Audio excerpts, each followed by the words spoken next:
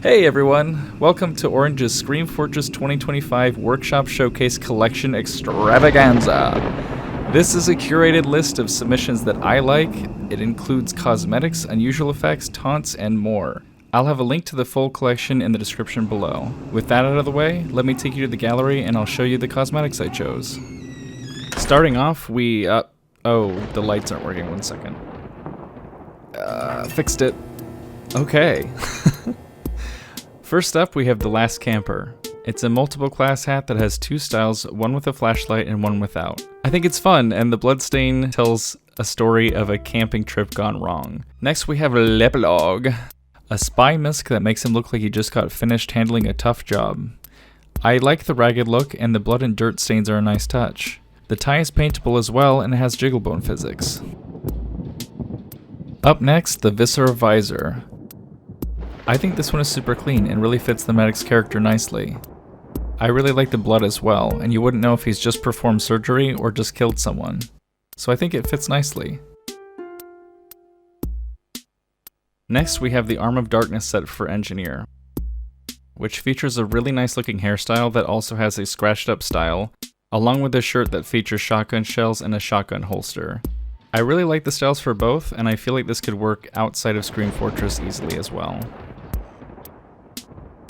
Now we have the Sophisticated Drunkard set for demo, which features a really nice looking hat and cigar that has several styles along with a fancy coat. This could be worn any time of year, but I also feel like the coat reminds me of a pirate with the design and coat tails, so I think that fits for Scream Fortress. Next we have the Smoldering Socialite for the Pyro, which features a fancy hat, mustache, and cigar, along with a fantastic suit. I think this set has so many great loadout potentials, and I love how they made the undershirt look over the original model. Now we have the Heavy Questions set for the Heavy, which features a brim hat, a fancy coat, and some gloves and shoes. I think this set looks really clean together and works well for Scream Fortress, since it looks like he could be solving a murder. My favorite part is the gumshoes cosmetic. The gloves and shoes look super clean.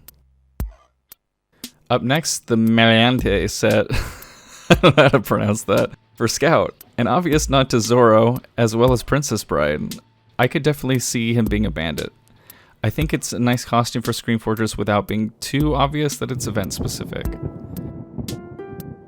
Now we have the Dream Team set for Heavy and Medic. I really like this one. I think it's reminiscent of the Super Mario Super Show without being like a super on-the-nose reference. It comes with a hat that has multiple styles and a shirt that also has multiple styles.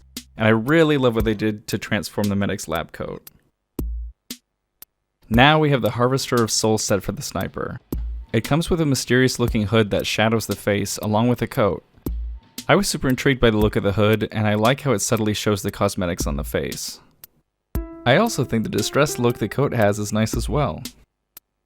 Next, we have the Islanders One Piece for demo. As a Demo Night fan, I absolutely love the idea of this item. It gives context to where the demo man puts the Islander when he's done using it, and reminds me of how the Sniper has the Huntsman quiver on his model at all times.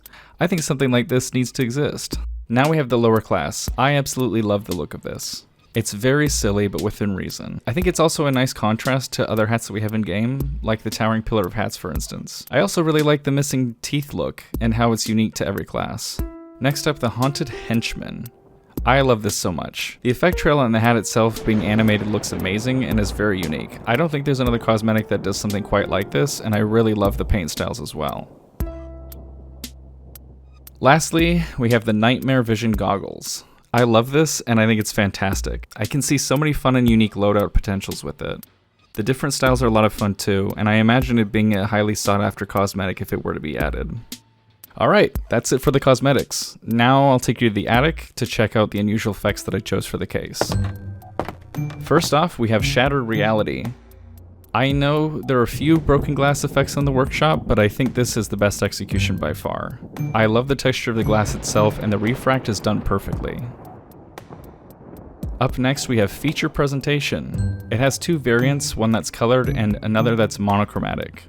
I really love how unique this one is, and I think it has a subtle creepy feeling to it. Next we have Molten Core. I really love how clean this effect is. I think this would go especially well with metal-based cosmetics, and I really like the subtle glow from the use of outline tech. It really gives it a sense of heat emanating from it. Now we have Candle Flame. It's a team colored effect that is extremely well done. It's not the most scary effect, and it has a bit of a calming presence to it, but I really like it, and I know there's plenty of candles being used around Halloween time. For the final effect, we have Ashen Aroma. I'm not a huge fan of the name, but I absolutely love the look of it. It reminds me of flames and energy combined, and I really like the color variants.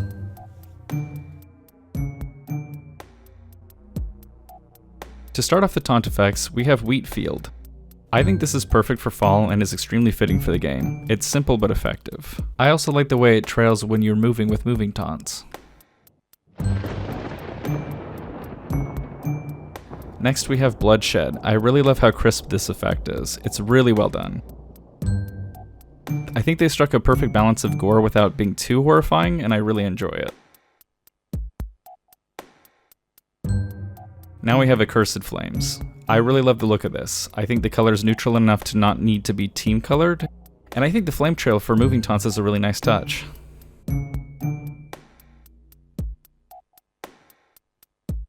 Now we have the Ghastly Grinder effect. I think this is really simple and well executed. It has two variants, Ghastly Grinder and Bloody Blades, and I think it's very fitting for Scream Fortress.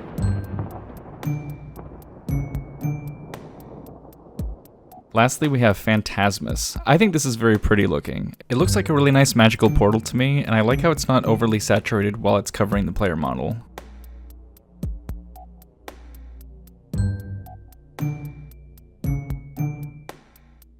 Alright, so before we move on to taunts, I'd like a moment to show off a few things I made this season. They won't be in the final crate, but I just wanted to have a chance to show off what I did this season. First off, we have Call of the Void. It's a smoky aura effect that makes the character's eyes black and spooky, and the smoke is positioned on models, so it scales to the size of the cosmetic it's applied to.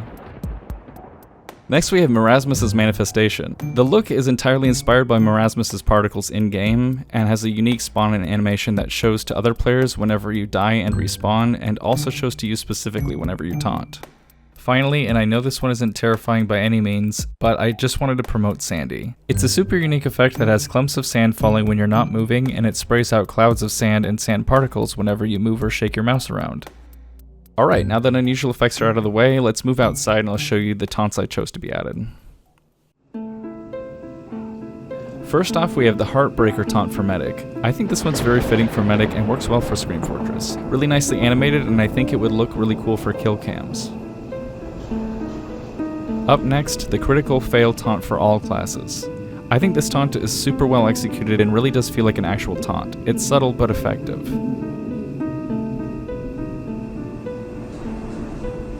Now we have the final build for Engineer. This one's really nice, and I love the screen as well as the kill counter going up. It's a fun way to present to others that you just killed them.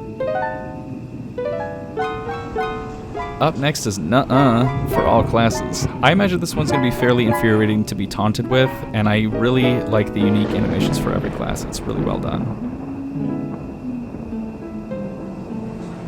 Finally, we have the taunt that I imagine that everyone's familiar with by now, the Forbidden Finger. It's super clean, and I love the way it's presented for every class. I personally don't think the censorship is needed here, but if it needs to be censored for Valve to add it, then so be it.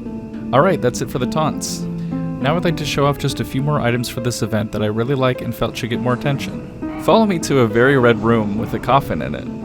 Whose coffin? I don't know. First off, I just wanted to share something that I know a lot of people have probably seen already, the Ghastly Guns.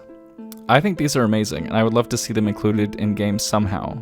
I know the creator mentions making this a war paint, but I think that it could also work extremely well as an MVM reward for a Halloween-themed tour, if they end up accepting any. I think it could be a great potential replacement for Australians, minus the pan of course. Next we have the Butterface. I just love this thing and really want to share it. It makes me laugh and smile, and it's really fun. It's like a defective mask for the pyro, and I just love it, and it's jigglebone physics.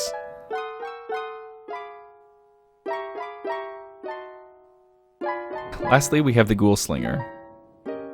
I think this is extremely creative and fun. I like how it works to replace the Gunslinger, and it reminds me of something Valve might have done themselves.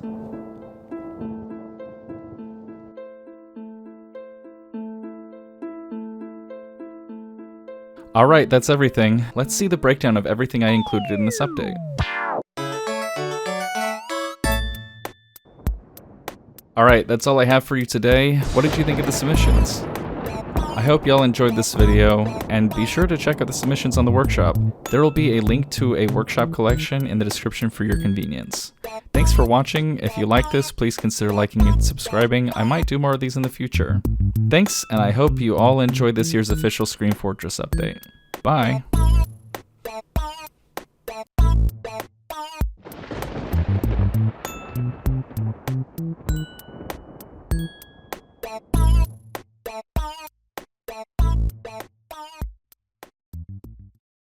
It's a super unique. Follow me to a very red room with a coffin in it. Whose coffin? I don't know.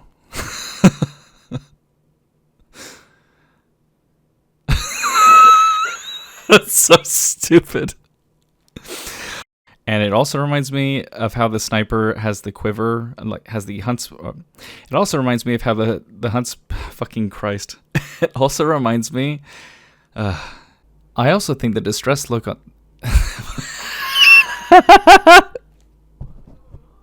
I can't read.